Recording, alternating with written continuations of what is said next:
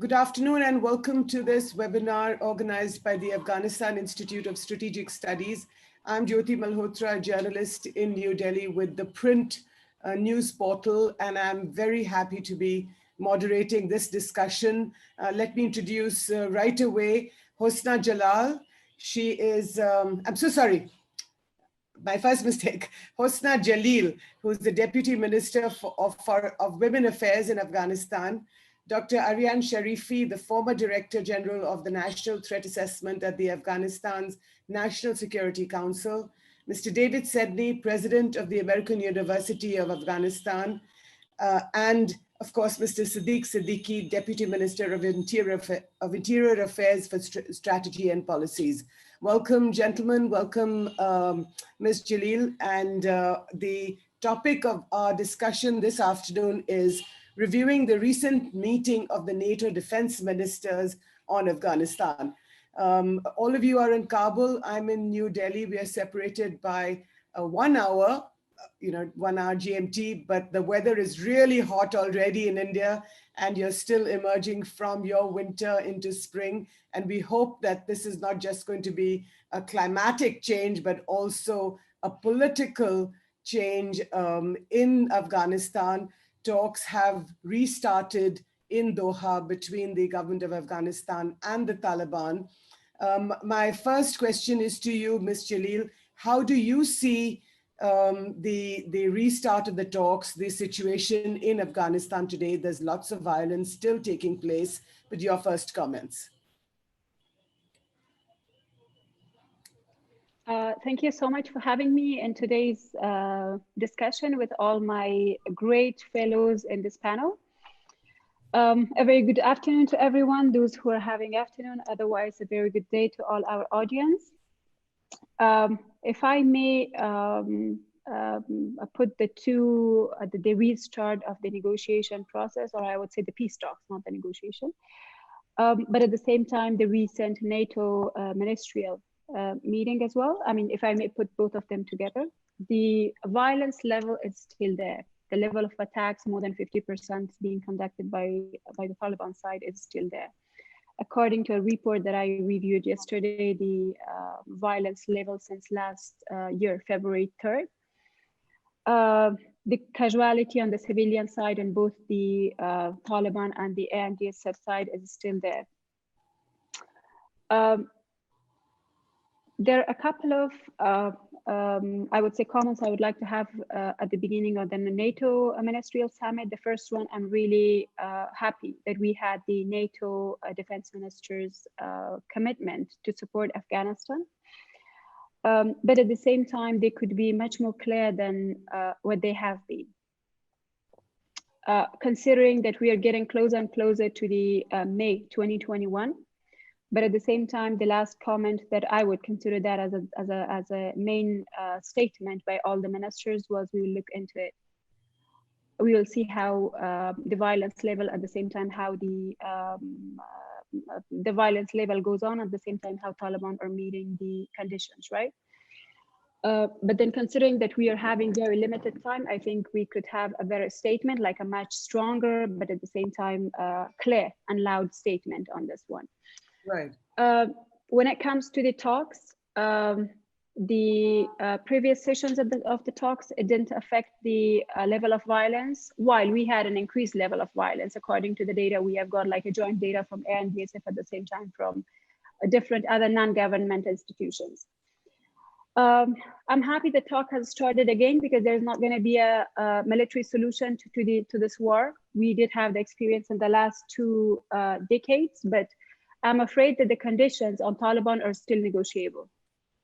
I mean, every time we're having a negotiation, a condition the Taliban has to meet in order to discuss the withdrawal of the US troops, including the ceasefire that has always been left open for negotiation. Okay. So that is, I think, that should be one of the concerns we have, and I think it might have been great to be discussed, that it could have been discussed by NATO defense ministers. In the meantime, considering that the conditions that we are talking about, that's based on a bilateral deal between Taliban and the US government. Right. And there are not much for Afghanistan in that deal. It's between there are so much for the US government and nation, but there are not much for, within that deal for Afghanistan. Right. So I think if we're talking. Yeah. So I'm saying we will definitely speak about all these very, very important issues, but I just want to get opening comments from everybody. Sure. Siddiqui, may I ask you to comment on what Ms. Jalil just said? You know, she's concerned about the fact that the negotiations or the peace talks or the so-called peace talks between the government of Afghanistan and the Taliban, which have restarted now, it's been sort of one step forward, two steps backward in a sense. But she's concerned that they're so open-ended and that the Taliban just refuses to abide by the conditions. Your first comments.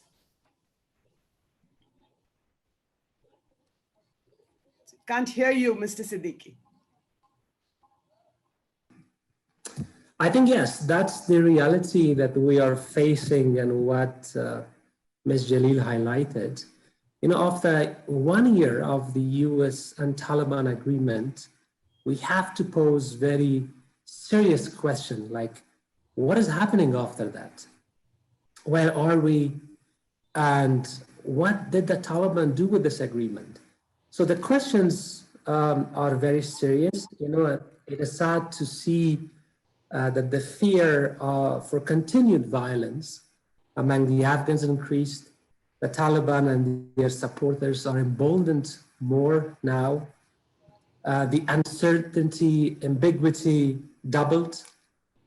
We just witnessed a new wave of Taliban violence, such as orchestrated assassinations, targeting civilians, targeting our journalists, human rights activists, the government officials, and religious leaders, you know. So that's what we see at the moment. The Doha process, I think, only elevated Taliban to a position that I think they did not deserve. It was in a disproportionate manner to deal with the Taliban. They are now even being allowed to travel to the capitals of the US adversaries, like go to Tehran, going to Moscow, and etc.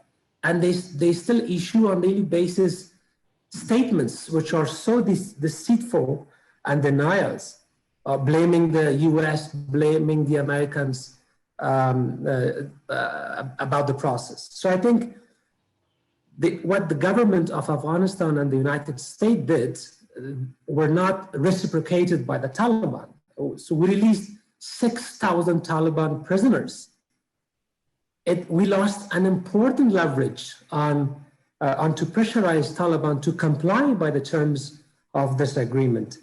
So the Taliban, to say in a one sentence, did not deliver to any terms. Right. They did, for example, they did not sever ties with Al-Qaeda, with the narcotics, with so many other jihadist fundamental groups in the region. They are still linked strongly with the transnational criminal networks. Yes. And this is what we see. So these are the questions that we look at ourselves and look at the Doha peace agreement, and then we'll have to find out the way forward. But now, just one sentence I want to add. Yes. The return of the Taliban, some of the Taliban back into Doha, is it a show or is it a substance? We see some statements coming out from the Taliban, you know, protecting like the historical heritage or something like this. Are these a show so that they can evade the new pressure that may come after the assessment or after the review of the Taliban and US agreement by the Biden administration? Or, you know, so there's a lot of questions that we have in regards to the 1 year after the US-Taliban agreement. Sure. Dr. Aryan Sharifi, may I come to you now and to pick up on both Ms. Jalil as well as Mr. Siddiqui's opening comments. Can I ask you to respond to the NATO defense ministers meeting, which has just been held? Ms. Jalil is concerned that the NATO defense ministers did not say as much as she and several other Afghans have been hoping that they would be much more categorically about their condemnation of the violence and the way forward. Your first thoughts. Well, thank you, Jyoti. I completely agree with what Ms. Jalil said, and I'm also echoing what Mr. Siddiqui just said now. To go off of that, it looks like we are basically sending conflicting signals to the Taliban. On the one hand, the international community, particularly here, we're talking about NATO, is not really coming up that strong, as Ms. Jalil said, in support of the Afghan government, in support of the Afghan people, and in condemnation of what the Taliban have been doing. Why do you think they're not doing that? Why do you think they're not doing that? What are they afraid of? To be honest, I don't really know. I don't have an answer for that. To me, from a strategic point of view, I think it's in NATO's best interest to have a long-term commitment to Afghanistan. Let's even forget about Afghanistan. Let's forget about Afghan people. Let's even forget about the ethical responsibility that NATO and NATO member states have in this country, in this part of the world. Even strictly speaking from an interest-based perspective from NATO's side, yes, it is in NATO's best interest to stay here, to remain here for long, and to have that strong commitment in support of the Afghan government. If you look at NATO's strategic concepts for 2020 to 2030, they're really identifying four major threats, four strategic threats to NATO and to NATO member states. Number one, three of those actually happen to be in Afghanistan or be directly related to Afghanistan, and NATO's presence in the long term here would actually help diffuse some of those threats. So number one is counterterrorism. That's what NATO itself, the strategic concept, identifies. Transnational terrorism is one of the major threats to NATO, and Afghanistan happens to be at the epicenter of the fight against international and global terrorism. I mean, this entire region is one of the hot spots of global terrorism, and Afghanistan happened to be, housing some 19 to 20 terrorist groups. Only one of them, the Taliban, is Afghan. Yeah. The other 18 to 19 are all foreigners, everything from Pakistani to the regional to global terrorist organizations. They're all using Afghan territory. They're trying to keep Afghanistan burning and unstable in order to stage and conduct attacks across the region and the world. So NATO's presence here for the long term is, considering that threat in their own best interest. That's Mr. Siddiqui talked about the Taliban's symbiotic relation with transnational organized crime. That's absolutely to the point. That's absolutely right. I mean, right now, I can identify at least 8 types of transnational organized crime, everything from illicit drug trafficking to human trafficking, to human smuggling, to flora crimes, to fauna crimes, to illicit mining, and what have you. They all have an impact on the conflict here. They have a direct impact on the instability in the region and the world. And by the way, Dr. Sharifi, may I ask you to hold your thoughts, because we are going to discuss each of these issues in some detail over the next hour. But I did want to ask Mr. Sedney, you're the president of the American University of Afghanistan, an established and reputed educational institution. Can you tell me what your thoughts are about the the situation in Afghanistan? How is it? Are students online? Are they studying online? There was a massacre, not at your university, but at the Kabul University a couple of months ago. What is the situation with students going back to college? Well, our students right now, because of COVID, and for the last 11 months have been studying online primarily, although we do have about 100 students resident on campus in our dormitories. Our students are very enthusiastic about their studies, but very worried about the security situation and the political future of the country. By and large, our students are, I would say, very hostile to the idea of the Taliban returning. They see that as a betrayal of the world they've grown up in over the last 20 years. I mean, our students, many of them were born after 2001. They have no memory of the Taliban. They've heard about the Taliban. They've seen what the Taliban are doing in terms of the attacks in Kabul and outside. And they're, as I said, very hostile to the Taliban. but they're also not very happy with the US and others in NATO because they feel that there's a certain betrayal that has gone on with promises made, expectations raised, and a lack of delivery. So I say our students are fearful and disillusioned from that standpoint. Let me say a couple words about NATO, however. It's an area that I used to work in when I was the Deputy Assistant Secretary of Defense at the Pentagon. It's hard to underestimate the influence of the US on NATO. And right now, the US is undecided of many things. A new administration in the US is doing a policy review of Afghanistan. The reason NATO was ambivalent in its meeting last week was because the US has not made a decision. Until the US makes a decision, NATO will be ambivalent. But at the same time, if you don't mind me interrupting, but I think that's a bit odd, isn't it? The Americans have been around for nearly 20 years or so. And yes, there is a new Biden administration in town, but you can't, it's a bit odd to say that the Americans are still making a decision to see what happens next. I mean, these Taliban talks with the Americans have been around for the last year or so. Zalmay Khalilzad continues to be the special envoy. He may have been Trump's envoy, but he remains the current administration's envoy. So to say, I think that the Americans are still making up their minds is a trifle counterintuitive, I would say. It may be counterintuitive to those who are not Americans, but for Americans who've lived through the last 4 years of the Trump administration, it's entirely understandable. And those people who say the Americans really underestimate the incredible polarization of policy in the United States. There are, in many ways, two Americas now, Trump's America and everybody else. And there's a struggle between the two. So there's no real continuity between what Trump did and what this administration will do. And you can see that by issues such as the US for joining the Paris Climate Accords, the outreach that this current administration is making to Iran. So anybody who thinks that the US policy is consistent is just wrong. It would be nice if it were, other countries would love it, but it's not. And so yes, this review that's going on is very intense and very serious. Ambassador Khalilzad has been asked to stay on because he has some connections with the Taliban, but his own personal views are of zero importance right now.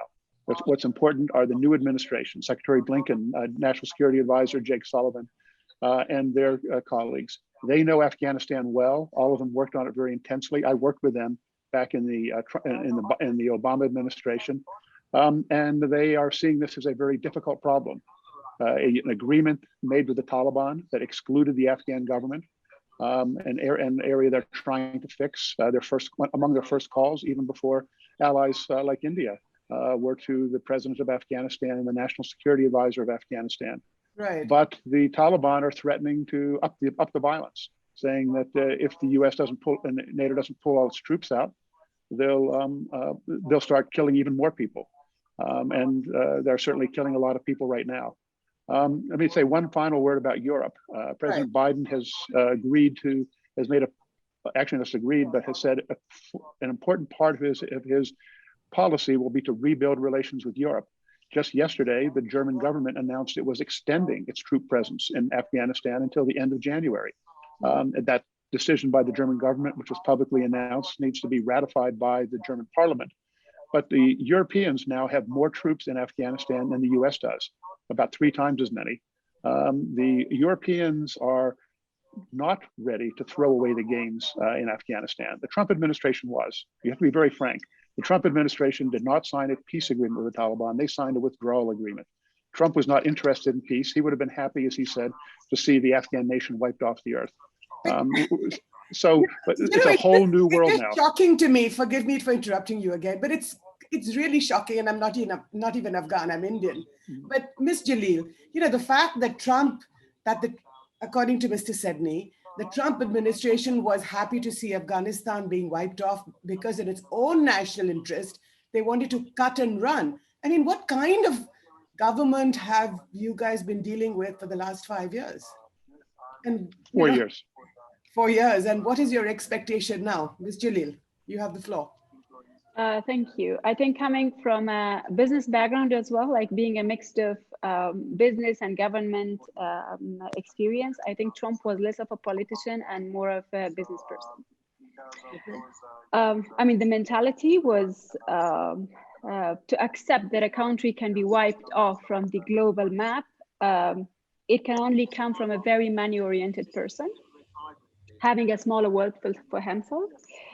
Plus, there was one more thing that I would like to raise is he made the commitment to his people in the first round of election that he will, one of the commitments, like one of the historic actions that he would take was to withdraw from Afghanistan, but the commitment he made to his people wasn't to reach to a situation where he can say, no matter if Afghanistan will be wiped off or not, or they can deal the way they want to deal with themselves. It's none of our business.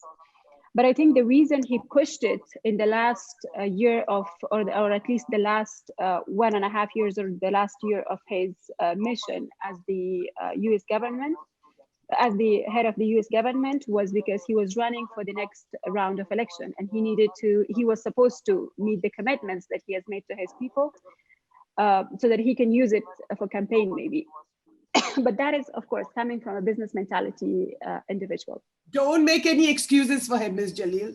This is your country.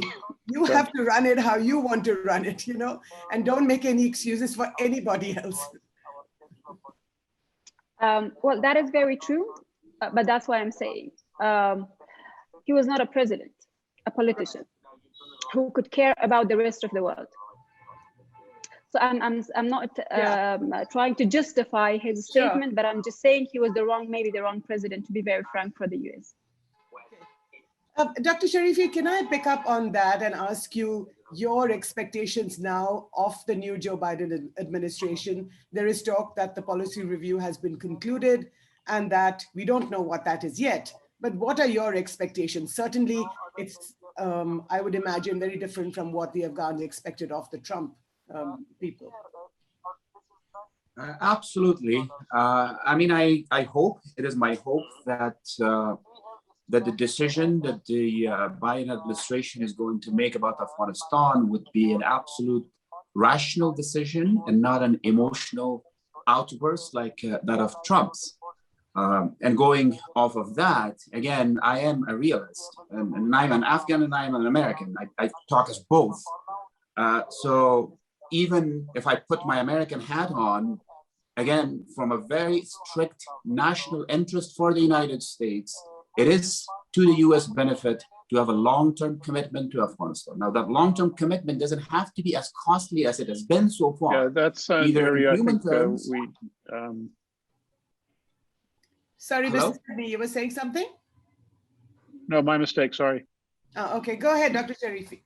As I was saying, it is in the best, it's in the national interest of the United States to have a long-term partnership, a long-term commitment to Afghanistan. Now, that long-term commitment and partnership does not have to be and cannot actually be as costly for the United States as it's been over the past 2 decades in terms of human capital and in terms of funds.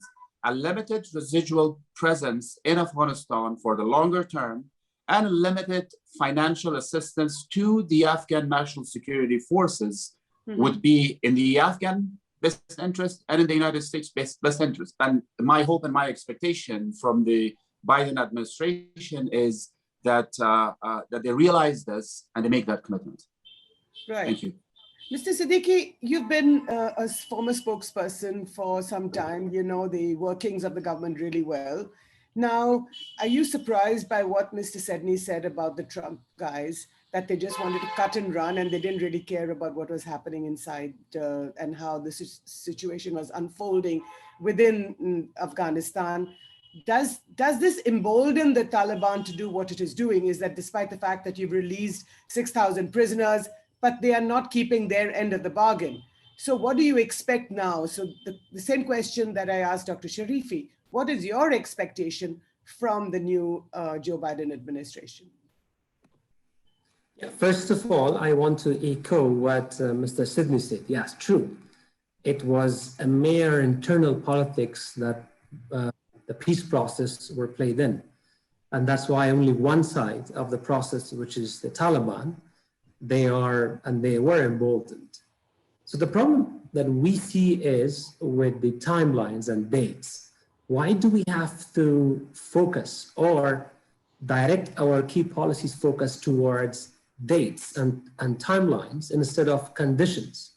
I agree that there should be a meaningful, conditions-based and future kind of long-term relationship and partnership that could serve the national interests or the security interests of countries like the US, like the Europeans, and many others who are standing with us. I totally agree with a change in the scope and scale of the mission in Afghanistan, in terms of money, in terms of the number of forces, but the quality matters, the conditions matters. If the Taliban could exhaust international community with those timelines and dates, of course they will just wait for the international community to leave, and they could beat the drum of victory. But let me just say quickly about the NATO in Afghanistan, and we think and we strongly believe that that there is a realization within the NATO, or I can say a fine calculation of the bad choices, which are premature decisions or the withdrawals and times and dates.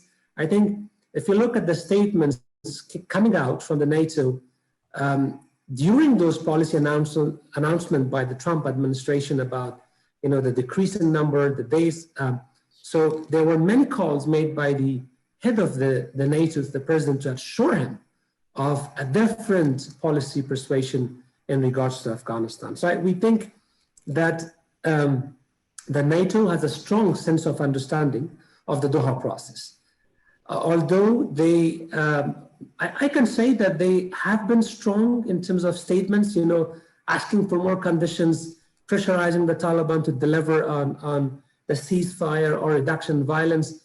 But on the ground, we have not seen that. So we really urge and persuade more kind of pressure on the Taliban. The NATO highly values its mission and partnership with Afghanistan.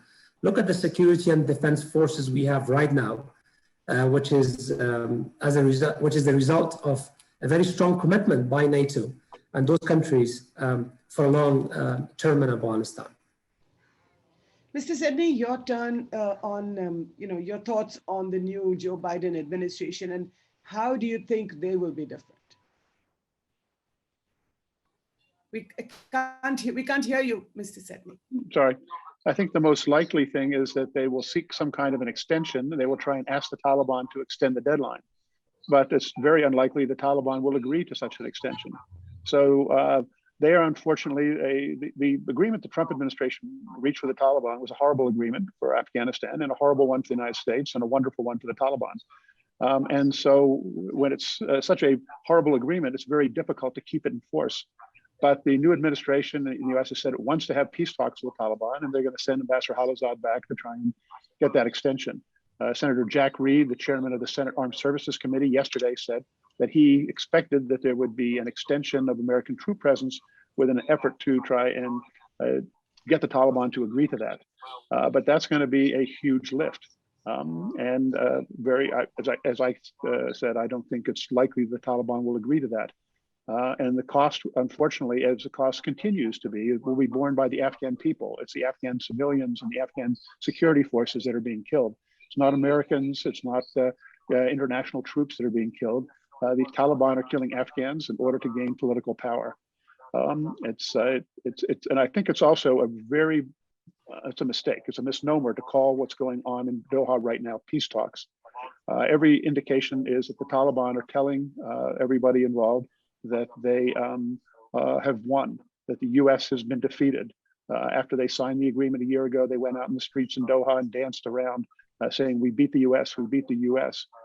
They're telling the Afghan delegation, you need to be prepared for us to come back and be in charge. So I understand the point that Mr. Hosni Jalil made about no solution by violence, but unfortunately the Taliban do not believe that. You hear people saying all the time that everyone agrees there's no solution by violence. That's just not true. The Taliban still believe they can win by violence. And until they change that view, unfortunately, there's going to be a continuing conflict. I apologize that I don't have a brighter view on this, but that's what I think the recent and not so recent past shows. No, I think we're all grateful that you're brutally frank about the situation. But my question now to the Afghans is that if the Taliban, and Ms. Jalil, if you could take this question, do you agree, first of all, that the Taliban is going to come back and that there will be much more violence on the streets? Perhaps what you see today is a precursor of that. And how do you expect to counter it?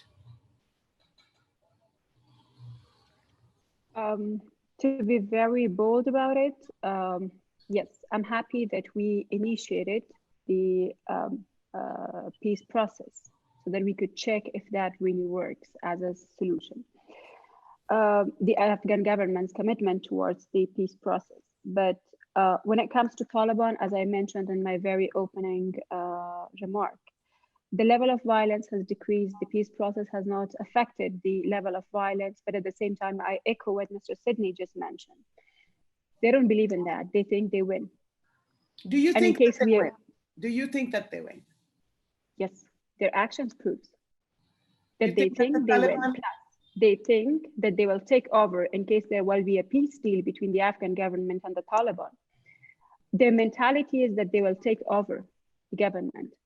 Their mentality is not about integration. It's about taking over and establishing the new version of Islamic Emirates. So what do you do, Dr. Sharifi? What do you think? You think that I think the solution should be military pressure at this point in time. Military pressure by who? By ANDSF. By the ANSF?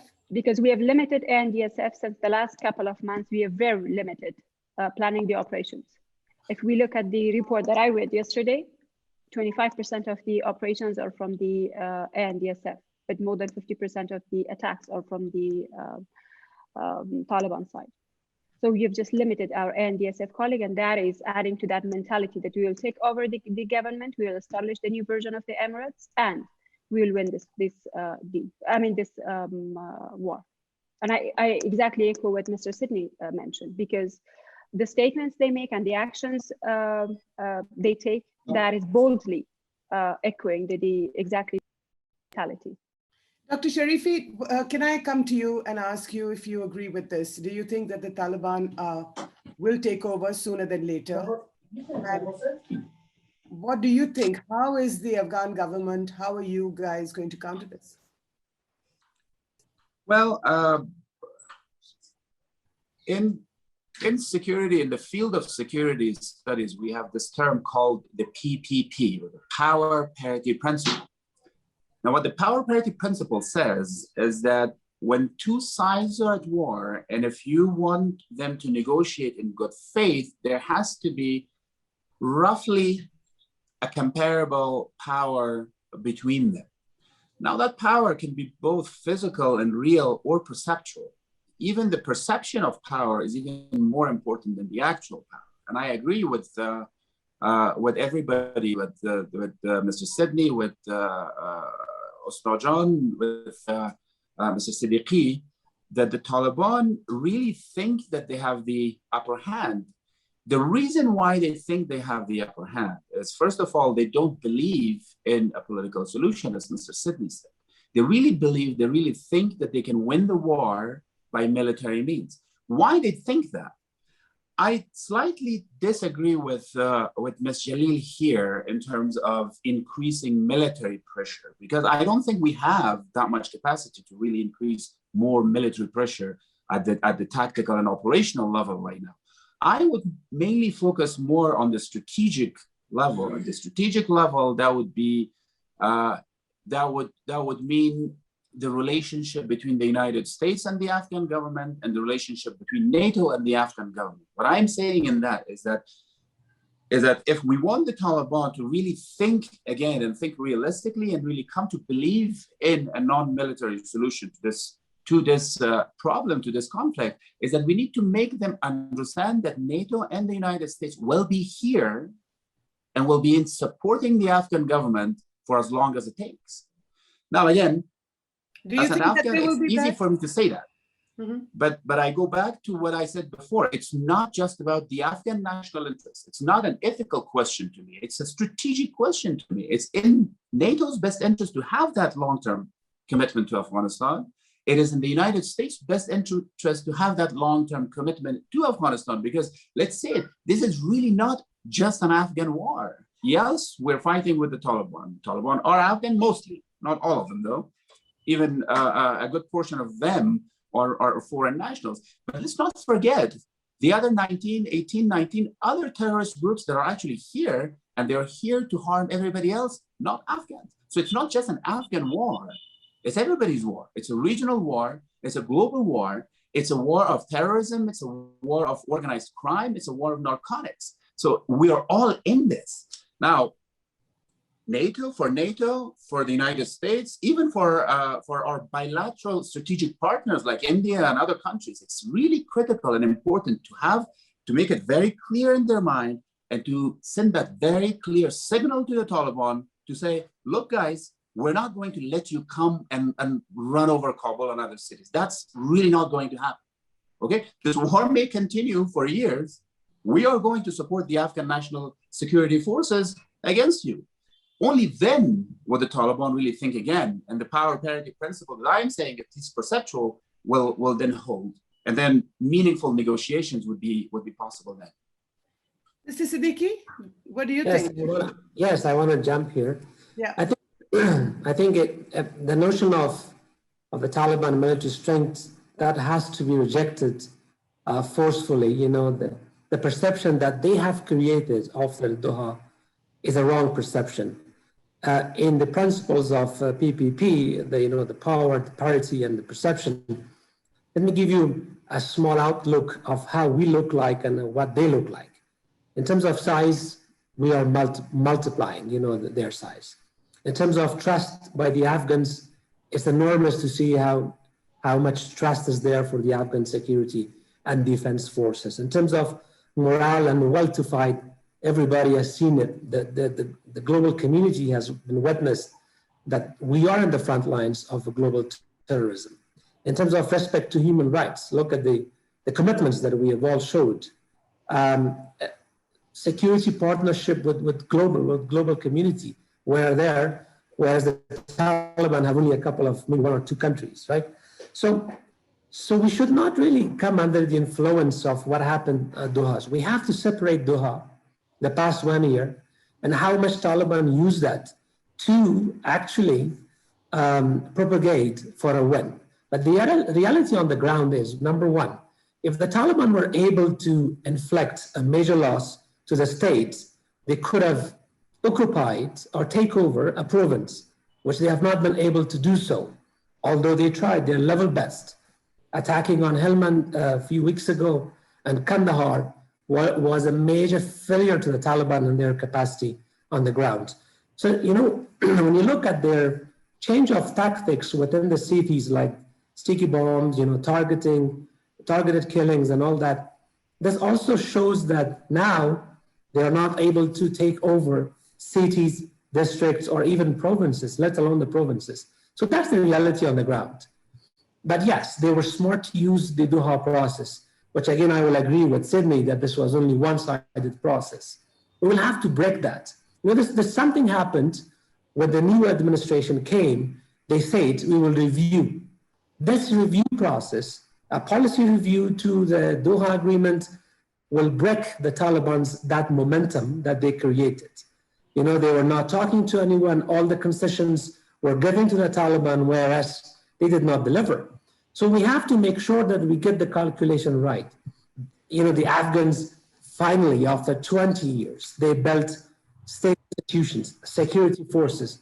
We are not going to allow a group to collapse that. There's still a long-term commitment. There's a resolve, which is very strong among the population. And we will not allow our country to fall back into the hands of fanatics. And this has become another safe haven for the Taliban. We have to make sure that the process, we own the process. We should lead the process. The Afghans know how to determine the political future.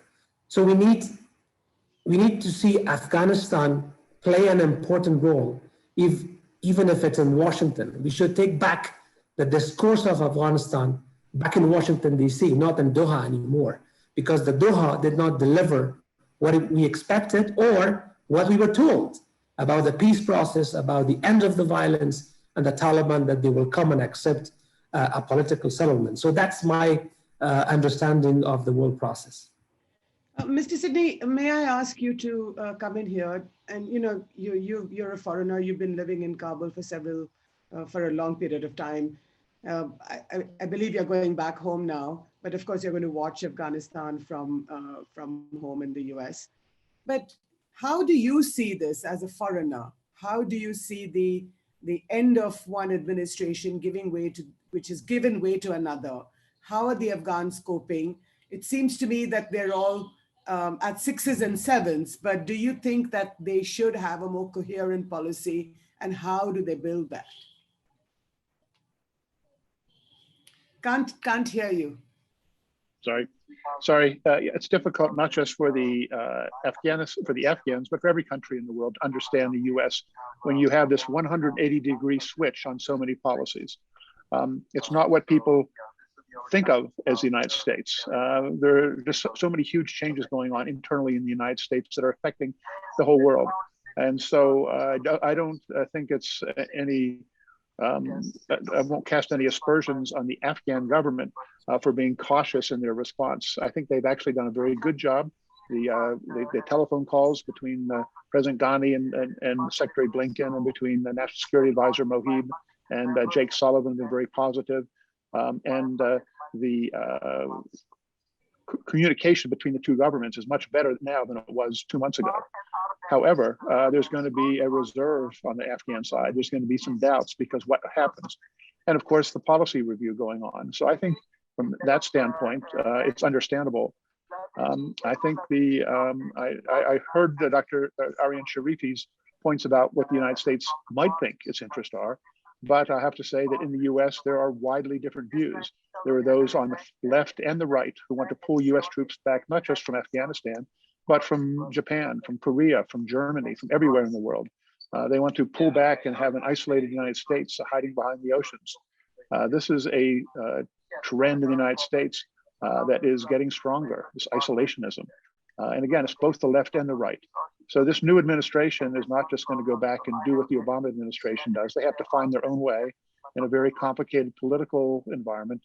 I have a lot of sympathy for the points that Dr. Aryan Sharifi made, but I can just say that there are a much wider range of views in the United States. And that makes it hard, again, not just for the Afghan government, for every government in the world to deal with a country that many people saw as steadfast, steady, as a bulwark for values. And now over the last 4+ years, they've seen the United States flipping back and forth in an erratic way. And that is a conundrum that the rest of the world is going to have to deal with. Ms. Jalil, can I come back to you now? Mr. Siddiqui said that you have to reshape the discourse. You have to decide what Afghanistan wants for itself, not what the Americans are saying or the NATO defense ministers. Of course, you need everybody's help. And as Dr. Sharifi said, it's not just Afghanistan's war, it's everybody's war. But the fact is that you are Afghan, you live there, you're part of the government, you fight the good fight. Now, what is the bottom line? We saw in the last time when the Taliban were in power in the 90s, women were given like the worst short shrift, if you like. What is the bottom line, not just for women like you, but I will ask the same question to the men on this panel, but what happens, how do you confront this?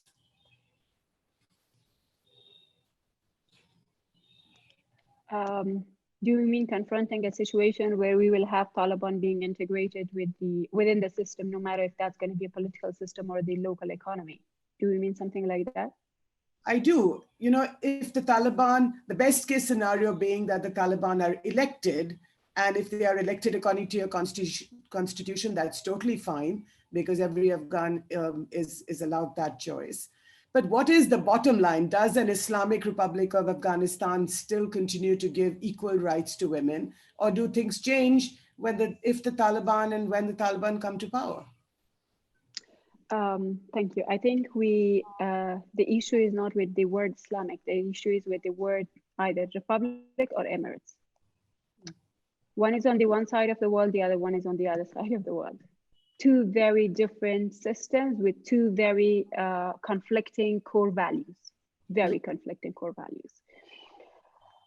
There's one thing I wanted to add before I move to this conversation. I wanted to add to what Mr. Sharifi mentioned earlier, was that we don't have extra capability within our ANDSF. I do have to say that we do have extra capabilities within our ANDSF to have a military approach, because we limited, as part of the compromises we made to this peace deal, we limited our ANDSF in order to take care of the operations, shifting them from an offensive mood to the defensive mood. Mr. Siddiqui can later add on that, but coming back to the how do we deal with it in case there will be Taliban being integrated, because there's an issue. If we're thinking of their integration within the systems, within the society, like a normal citizen, within the government, like politically, and even within the military system of Afghanistan or within the ANDSF, then we would consider that as an Islamic republic. Right. The umbrella will be there. They will adjust themselves to the core values of an Islamic republic. But if we were talking about taking over, that's going to be an Islamic Emirates.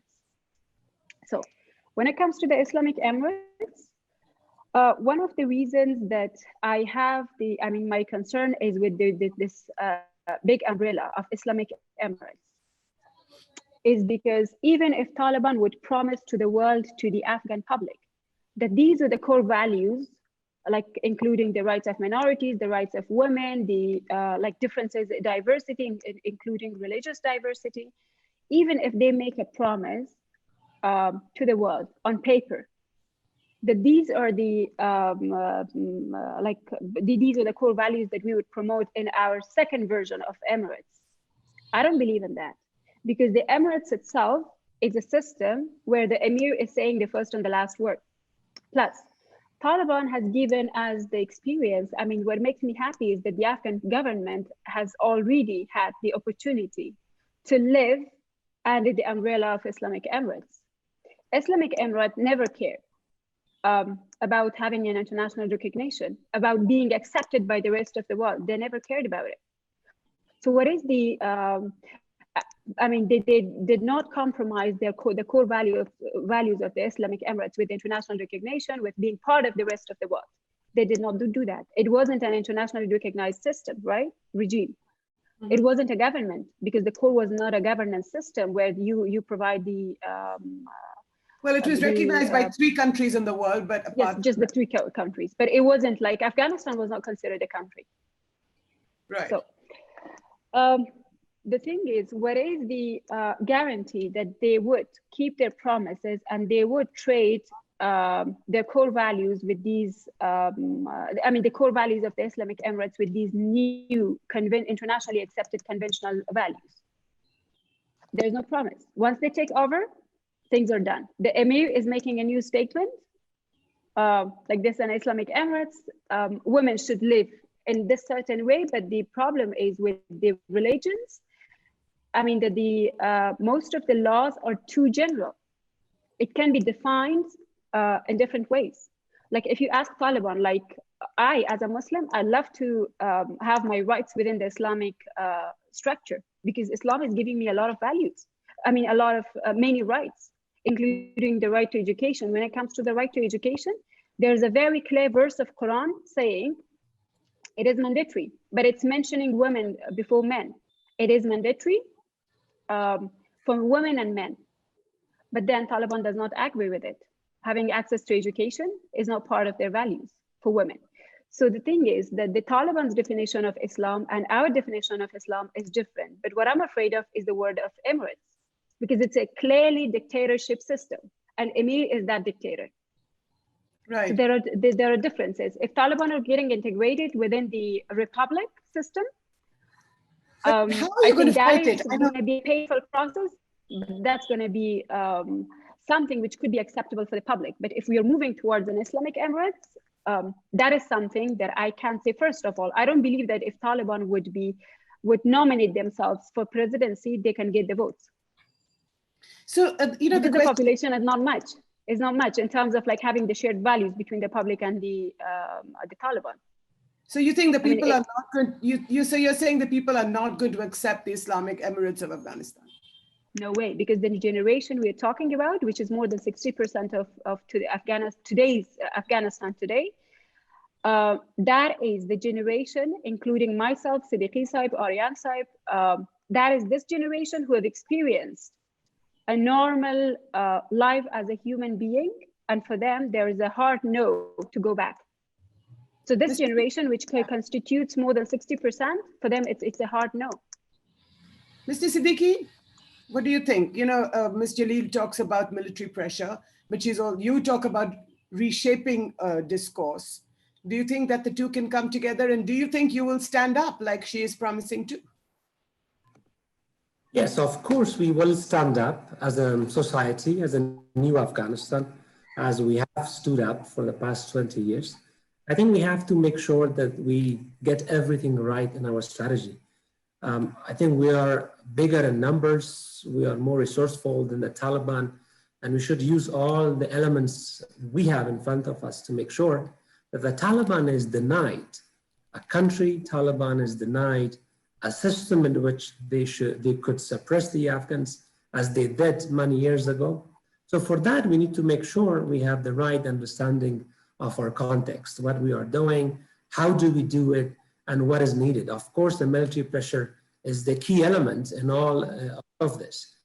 We have applied military pressure and we have the means, even if it is limited, I will say, okay, but we have that environment in which we can maneuver and we can use our military power with our allies to put pressure. But at the same time, there is need for a regional consensus as well. What we expect from the policy review of the new administration is to make sure that there is a regional guarantee as well towards Afghanistan. And we see lots of players in the region. What kind of regional consensus are you looking at? A consensus on our end state, which is a stable, democratic, and a free country, Afghanistan. There is a global consensus on that, but we have to make sure that there's a regional one as well. So we really hope to see the United States and the EU, European Union, to forge that kind of guarantee at the region to make sure that the regional countries limit their interferences and agree the Afghan-led peace process. So, the means and the resources of the Taliban must be denied. We have to make sure that the Taliban agree that there is no winner to continue. How do you do that? How do you deny the resources of the Taliban? I think it's easy if we know how to do it, right? It's a very difficult question, but one, we have to make sure that the Taliban is not given. Can I break in here for a second? Leverage. I apologize, Mr. Siddiqui. Yeah, sure. I think there's a big unspoken word here that begins with P, and that's Pakistan. So when you talk about regional issues, it's usually a euphemism for Pakistan. And I've already shown that I'm not going to be shy about speaking frankly here. So when the Taliban leadership for about 2 months was not in Doha speaking, they were traveling around a bit. That's true. People mention that, but they have spent most of their time in Pakistan talking to their financiers, talking to their military planners, and I believe that Pakistan has gotten a lot of leeway from the former administration, because the former administration was just hoping for things to turn out easily for them. But at the same time, I don't think Pakistan has put anywhere near the kind of pressure it should be putting on the Taliban to have the kind of peace that Hosni Jalil was talking about. And that's been something that not just the United States, but the rest of the world's not been willing to do.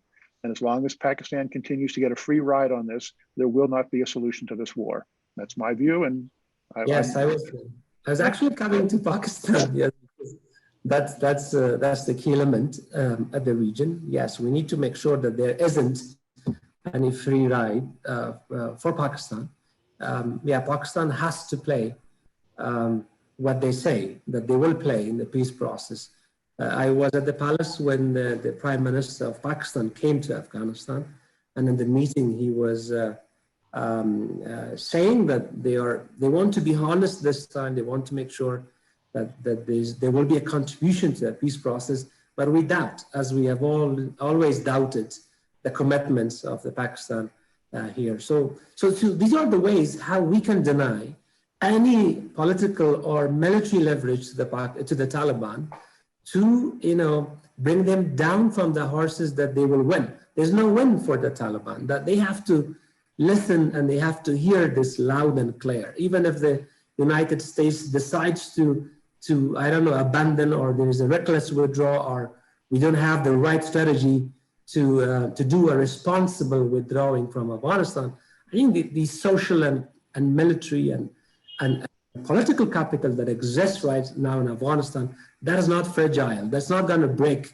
with what the Taliban do right now in Doha, or navigating in Tehran or Islamabad or Moscow. So that has to be clear. And as I said earlier, there's a need in the review that we have to make sure that there is a guarantee taken from the regional countries towards a sustainable peace process in Afghanistan. And also, we have to make sure that these countries agree on the end states that we have for the future of Afghanistan, which is, again, a sovereign, democratic, peace with itself and its neighbors, and a free country. So, Dr. Sharifi, the question is to you, how do you make Pakistan, behave?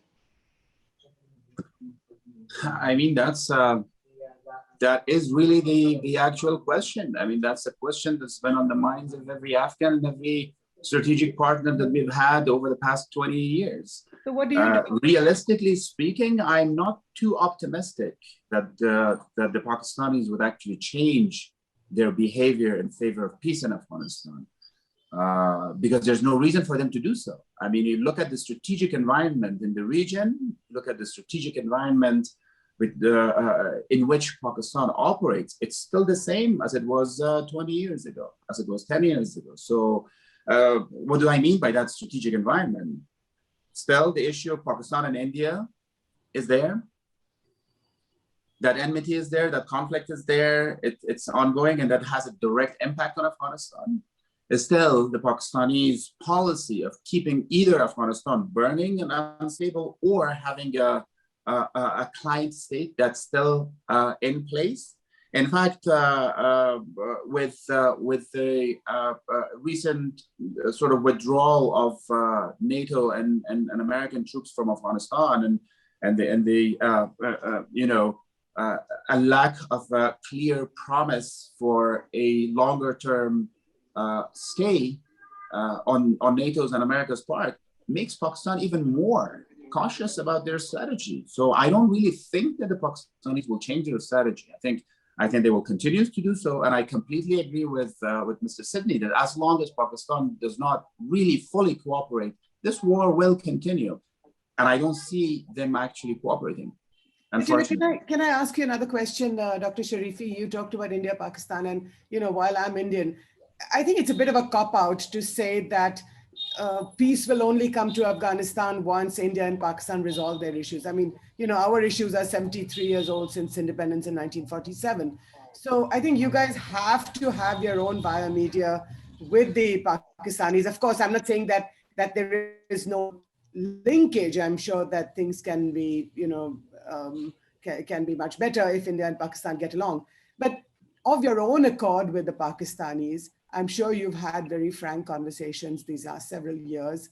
What else can you do to reshape Pakistan's behavior?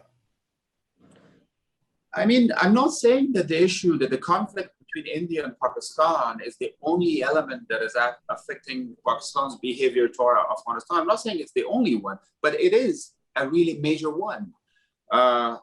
Even aside from India and Pakistan, I mean, going back to 1948, in fact, when Pakistan applied for membership to the United Nations, There was just one vote against it, and that was not India's vote, that was Afghanistan's vote. So we have had problems with Pakistan ever since its inception in 1947. We have our share of problems with Pakistan, but also the conflict between India and Pakistan has a direct impact on what is going on in Afghanistan.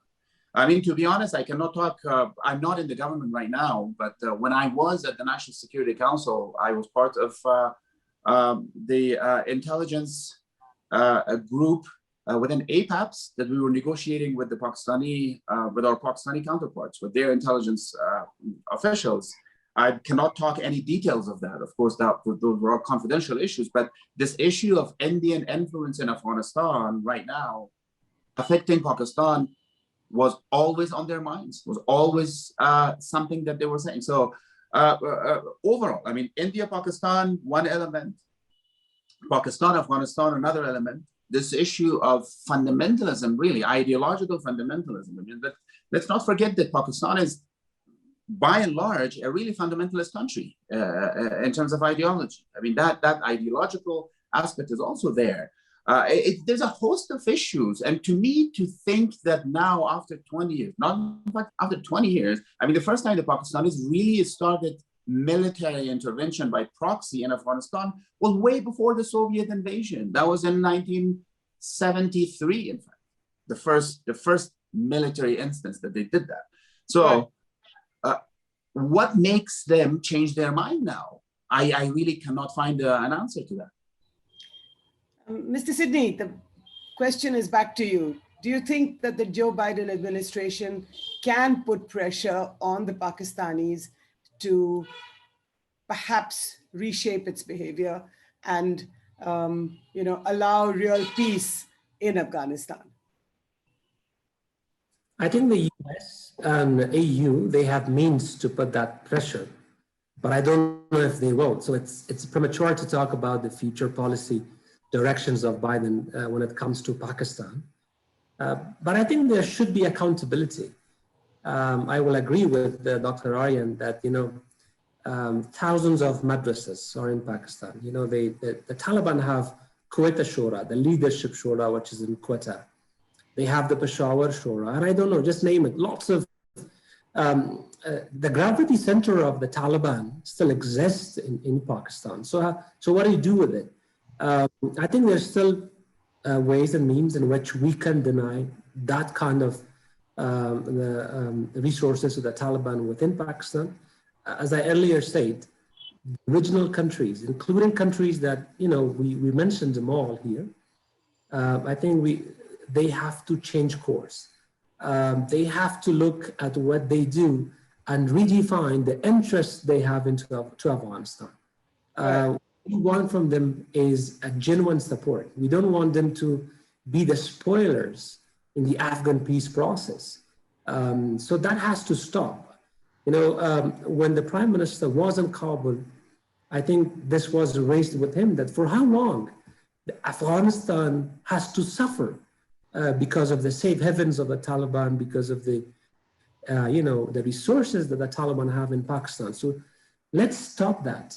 And we will make sure, Afghans will make sure that it will remain at peace with its neighbors. We will not allow any other country to threaten our neighbors' security or interests. So we really want to make sure that there's this understanding and directions after the review, hopefully.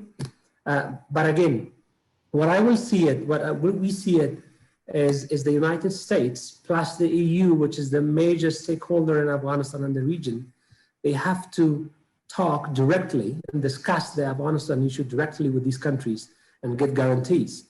Otherwise, we will not allow countries to wait the international community leave Afghanistan, and this country becomes again, or fall into the risk of becoming a place for global jihadism and terrorism. So that's not going to happen, and you will not allow that. Right. David Sidney, what do you think? Do you think that perhaps the NATO or the Americans should talk to the regional players, including Iran? The Americans haven't been talking to Iran for the longest time, and perhaps they should. Can't hear you. The U.S. is always interested in, for both in this administration and in the Trump administration and in the Obama administration and in the Bush administration, has had a lot of discussions with various countries. But I would say that the ability to mobilize action out of those countries has been very limited. And so I would expect the Biden administration to continue to that. I mentioned before the increasing role of Europe in this discussion. I think that will happen as well. In terms of China and Pakistan, I think that the Biden administration will try to get them both to be more active and more positive. But the history is that doesn't work. But Iran, as you mentioned, is an interesting thing. The Biden administration has already started making clear that it wants to reach out to Iran. The JCPOA, which the Trump administration pulled out, is still a huge obstacle to any kind of progress in U.S.-Iranian relations. But perhaps there is a way forward. And in Afghanistan, the U.S. and Iran have very congruent interests. The kind of Afghanistan that Mr. Siddiqui described is the kind of Afghanistan that really Iran wants as well, and the United States supports. So there is a possibility. However, up until now, in the recent, say, 10 years or so, Iran has seen Afghanistan as a pawn to use. They have supported elements of the Taliban. They've armed and given refuge to the Taliban in eastern Iran.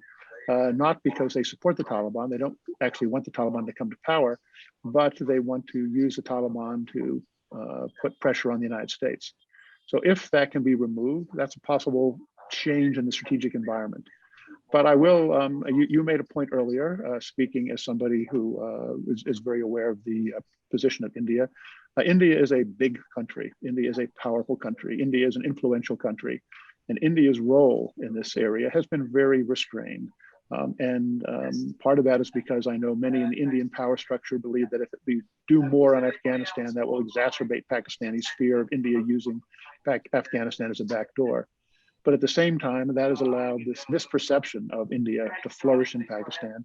And the absence of India at many of these strategic dialogues in many of these areas is a glaring absence. So I would really look to see India to step up and play more of a role, not a determining role, but more of a role in Afghanistan than it has over the last 20 years.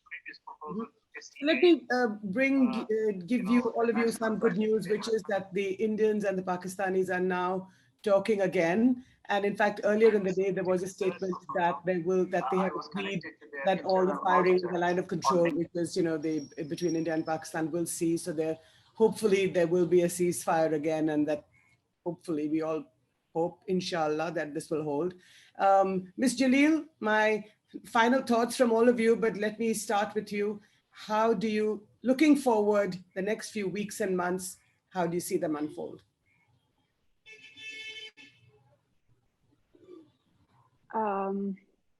I think going back to the data and the history of at least the last couple of weeks and the last few months, I would say this next month and a few months to come, like 2 or 3 next months, the level of violence will be there. Taliban might be adopting new tactics to prove how powerful they are. But in the meantime, when it comes to the talks, I hope, but I can't say how it will look like, but I do hope that the Afghan side with the Taliban, together with their international allies, will be more clear on the conditions they're talking about and the guarantees Mr. Siddiqui just mentioned about. The guarantees are quite clear with the Taliban. But to look at I would like to focus on the violence side. The violence level will be there and might be increased with new tactics. Right. Concluding comments from all of you, gentlemen. Dr. Sharifi? Thank you. Yes, going off of what Ms. Jalil said, I also think that in terms of violence, unfortunately, my expectation is that the level of violence will increase in the months to come. Without getting too theoretical here, I mean, an insurgency usually has 3 stages. You know, there's the initial stage, which is called the political stage, and then you've got the guerrilla warfare stage, or the unconventional warfare stage, which is what the Taliban have been doing over the past, you know, 2 decades. And then the final stage is what they call the conventional war stage, the ultimate stage. That's Mao Zedong's theory of insurgency. My thought is that the Taliban will try to get to the third stage of insurgency in the months to come. And that third stage of insurgency would mean increased levels of both urban terrorist attacks, as well as more aggressive military campaign in the countryside. And perhaps their purpose and their goal and objective on the countryside would be to try and take over certain areas and hold perhaps certain provincial capitals, certain districts, etc. But I hope that our security forces are ready to meet them and deny that. I don't have a lot of positive expectations in terms of the negotiations that are ongoing in Doha to reach any results anytime soon. So most likely next few months, we will see an increased level of violence. Well, that doesn't sound very optimistic, but I just want to ask you, Dr. Sharifi, you mentioned Mao, and we haven't talked about China during over the last hour or so. But do you think that the China-Pakistan relationship, which is so key and so close, and then again, if what some of you were saying, that the Pakistani establishment, which is sort of mentoring the Taliban in a sense, so do you think that there could be some indirect, learnings that the Taliban have? Well, I hope that in terms of the Chinese influence, let me talk about the Chinese influence on Pakistan. I mean, thus far, China has been mainly interested in economic issues in Afghanistan, which is a good thing. And, you know, they have not really shown a lot of interest in the security sphere. But as NATO, with the decreased NATO and American military footprint in Afghanistan, I think the Chinese do have an incentive in stepping up their security relations with Afghanistan. If they do that, then then I see as at least a small window of opportunity where the Chinese could influence the Pakistanis to have them cooperate more on the peace process. Right. Mr. Siddiqui, you're shaking your head. I think it goes behind the economic interest that China has in Afghanistan. What we expect from China is to align to our goal of achieving peace. And we understand that they're always standing with the Pakistan, but we want to make sure that the bilateral relationship between the two countries will help Afghanistan in its peace. So I'm sure you all know what happened a few days ago in Kabul on one of the security issues that we've had. But I will not be able to elaborate. Let me also say my concluding remarks about the prospects. No, but tell us what happened in Kabul just a few days ago. I can't say any word right now. But again, there were official statements by the government organizations to that end. Let me conclude also with prospects to peace. I think we need to be cautious. We strongly welcome any step towards peace process, including the review that is taking place. But we must, it is must that it should be an Afghan-owned and Afghan-led process. And we must not fall into the strategic trap of our adversaries like the Taliban. And we have to make sure to keep the Afghan government run the process with the support, of course, of the international community. We should be also cautious and aware of any other notions that are being, propagated, narrowly designed by, we believe, by regional intelligence establishments, like we have seen many in the past, like maybe a transnational setup or something. We need to make sure that those kind of ingredients, which is prolonging the war, must be denied, and that's aimed to weaken our states. We should be also aware of that. Those notions are undermining the current political and social capital of our society, of the current society that we have. And it will be a major mistake and strategic mistake. Let the Afghans take the lead. We want to take the lead on anything that is going to determine the political future of our country. And we wish and hope that the international community will stand by our end state.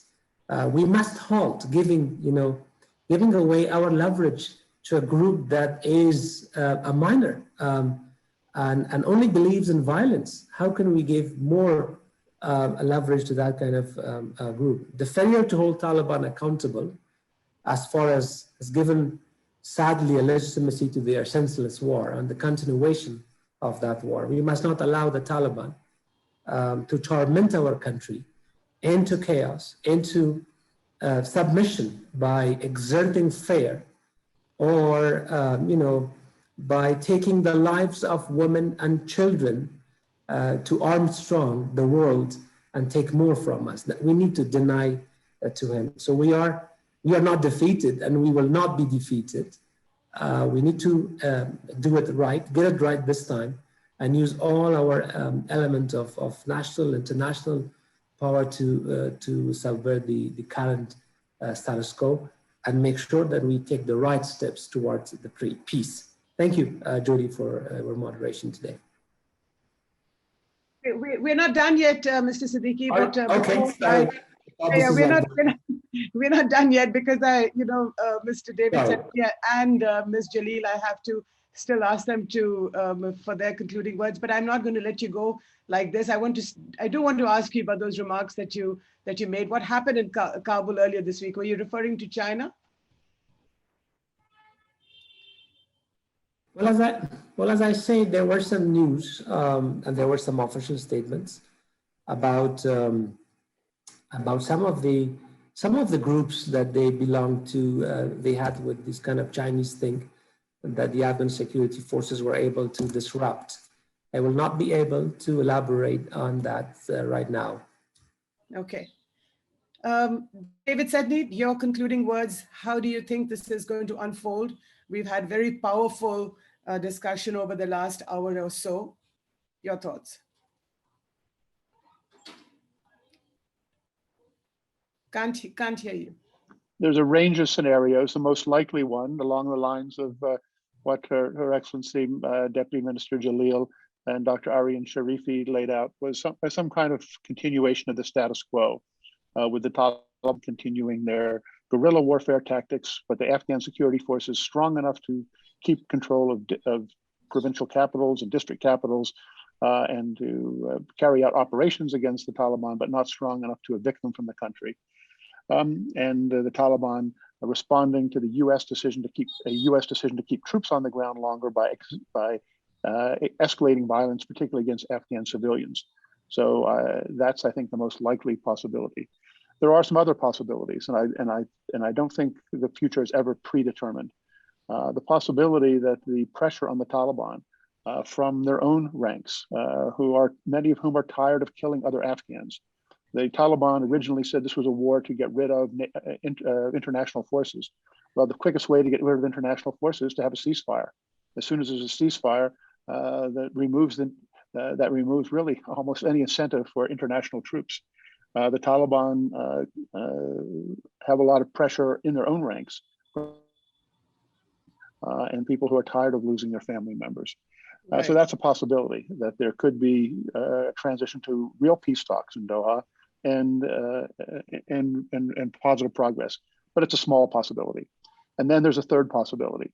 One thing we haven't talked about is there's strong political dysfunction in Afghanistan itself, contests between different factions, between different individuals, between different groups. And that has made it very difficult for Afghanistan to formulate its own position, to effectively push for its own views around the world, because there's infighting inside the various power groups in Afghanistan. If that were to get worse and the Taliban were to increase, then you could see a return to the situation of the 1990s of civil war, because as Her Excellency Ms. Jalil has said, as Aryan Sharifi has said, and Sadiq Siddiqui has said, the majority of Afghan people are not going to go back to the Islamic Emirate, no matter what happens. That's right. But the Taliban have a very strong military force. So a descent into a horrible civil war with refugee and a horrible humanitarian catastrophe is also a possibility. So 3 possibilities. I hope for the peaceful one. I expect the increase in violence one, and I fear the civil war one. Ms. Jalil, you have the last word. Thank you. I would like to be very brief on, I would say, what I personally can expect in the next couple of months, or I would say over a year. The situation won't, in the next couple of months, as I mentioned earlier, the situation is not, the security situation is not going to get better, not at all. Plus, there are some uncertainty that it might not be the right statement, but I would say it's quite uncertain, the situation. There are so many things going on, including the new US administration, as earlier David Sidney mentioned, that the NATO's even commitment is influenced by the US commitment, of course. So I would say there are so many uncertainties that we have to wait for. The Afghan public, if I may say. But on the other side, it makes the Afghan government's job quite difficult as well. In order to be very, I would say, calculated with the predictions they have and the planning they have and the expectations they have.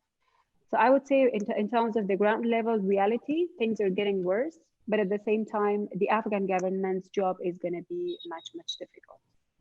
And the public, they have to wait for their I would say, for what the future will bring for them. And that future, of course, is highly dependent on the Afghan government, its international allies, and the Afghan government and its international allies' efforts, and of course the strategic views that they would have for the peace process and the peace process, the negotiation team we have got in Doha. But there are not much, I can't expect there are much for the peace process, for the Doha negotiation team on the Afghan side. Things are, I would say, beyond that. Beyond what they are negotiating on or the talks they're having with the Taliban. Right, thank you. That was a sobering message from Ms. Jalil and from a lot of you. But I think for me, the biggest takeaway is that the Afghans are not going to give up and fight or roll over like they did in the 1990s when the Taliban came in. And I just want to say that you are a truly brave country, a very brave people, and we wish you all the best. Hosna Jalil, Sadiq Siddiqui, Aryan Sharifi, David Sidney, thank you so much for participating in this discussion. Thank you to the Afghanistan Institute of Strategic Studies, and on my own behalf, Jyoti Malhotra. Namaste, shukriya, assalamu alaikum, adab, and I hope you all very well.